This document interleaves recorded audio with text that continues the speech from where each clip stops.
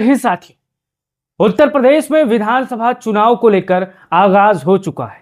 अब अपने हाथों पर आप गिन सकते हो कि यूपी में विधानसभा चुनाव होने के कितने महीने बचे हैं। और यूपी में कोई ऐसी विधानसभा सीट है ही नहीं जहां पर समाजवादी पार्टी का सिंगल दावेदार हो। हर एक सीट पर कहीं 4 दावेदार, कहीं 10 दावेदार, कहीं 15 दावेदार, कहीं 10 से ज्यादा दावेदार आपको देखने को मिल सकते हैं। आज बात करने वाले हैं यहां पर पत्थरदेव विधानसभा सीट की। देखिए, वर्तमान दिग्गज मंत्री की हार तय, पत्थरदेव विधानसभा में मैदान में उतरा धाकड़ दावेदार। जैसा कि आपको पता है, अगर आप देवरिया के होंगे और पत्थरदेव विधानसभा सीट से होंगे तो आपको इस सीट का जातीय समीकरण और राजनीतिक प्रभाव पता है। यहां पर लगातार समाजवादी पार्टी, भारतीय जनता पार्टी और बहुजन समाज पार्टी समय समय पर यहां पर चुनाव जीती है। लेकिन आज एक नया नाम, नया चेहरा, उभरता शानदार नेता का जिक्र करेंगे और आपसे सवाल पूछेंगे कि अगर अखिलेश यादव इनको उम्मीदवार बनाते हैं तो पत्थरदेव विधानसभा की क्या हाल हो सकती है, क्या वो चुनाव जीत पाएंगे। तो यहां पर बिना किसी देरी के शुरुआत करते हैं।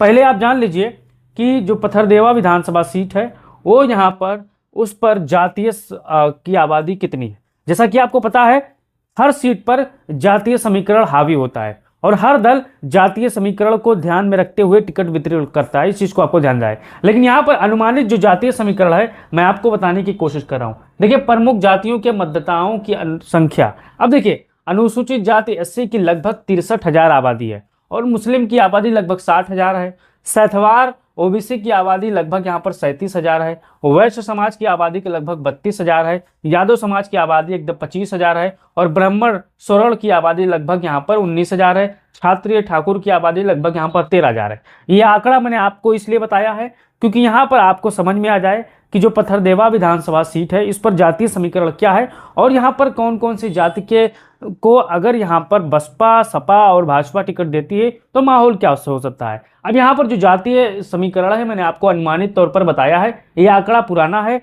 यहाँ पर हर जात में वोटरों की बढ़ोतरी हुई है। इस चीज को आपको ध्यान देना है साथियों। अब यहाँ पर जान लेते हैं पत्थरदेवा विधानसभा चुनाव परिणाम 2022 में कौन कौन चुनाव लड़ा था और कितना वोट पाया था और कौन कौन जीता था, कितने वोटों से, ये भी जान लीजिए। देखिए, उम्मीदवार का नाम, पार्टी और कुल वोट। सूर्य प्रताप शाही जो भारतीय जनता पार्टी से वर्तमान में मंत्री हैं और इसी सीट से विधायक हैं, चुनाव लड़े थे भारतीय जनता पार्टी से। 93,858 वोट पाए थे। 28,681 वोटों से चुनाव जीत गए थे। लेकिन वहीं दूसरे नंबर पर समाजवादी पार्टी ने ब्रह्मशंकर तिवारी को समाजवादी पार्टी से उम्मीदवार बनाया था और 65,177 वोट ये पाए थे।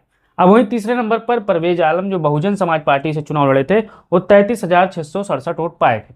अंबर जहां जो इंडियन नेशनल कांग्रेस से चुनाव लड़े थे 1956 वोट पाए थे। यहाँ पर इनका जमानत भी जब्त हो गया था। लेकिन यहाँ पर लड़ाई में परवेज आलम, ब्रह्मशंकर तिवारी और सूर्य प्रताप शाही के बीच में यहाँ पर मुकाबला आपको देखने को मिला था। अभी 2022 का बात हो गया। अब 2017 की बात कर लेते हैं। देख लीजिए, पत्थरदेवा विधानसभा चुनाव परिणाम 2017 में उम्मीदवार यहाँ पर सूर्य प्रताप शाही थे, भारतीय जनता पार्टी से चुनाव लड़े थे और कुल वोट यहाँ पर 99,812 वोट पाए थे और यहाँ पर 42,957 वोटों से 97 वोटों से चुनाव जीत गए थे। समाजवादी पार्टी से शाकिर अली चुनाव लड़े थे, यहाँ पर 56,815 वोट ये पाए थे। नीरज कुमार जो कि बहुजन समाज पार्टी से चुनाव लड़े थे वो 22,790 वोट पाए थे। अब यहाँ पर आगे चलते हैं, पत्थरदेवा विधानसभा चुनाव परिणाम 2012 की देख लेते हैं। अब यहाँ पर समाजवादी पार्टी से उम्मीदवार बने थे शाकिर अली साहब जो कि चुनाव लड़े थे, 59,905 वोट पाए थे और यहाँ पर 4,554 वोटों से चुनाव जीत गए थे। यहाँ पर सूर्य प्रताप शाही भारतीय जनता पार्टी से चुनाव लड़े थे, 55,351 वोट पाए थे और यहाँ पर संजय जो बहुजन समाज पार्टी से चुनाव लड़े थे यहाँ पर 31,200 वोट पाए थे। यानी यहाँ पर 2012 में शाकिर अली जो कि समाजवादी पार्टी से 4,554 वोटों से चुनाव जीत गए थे।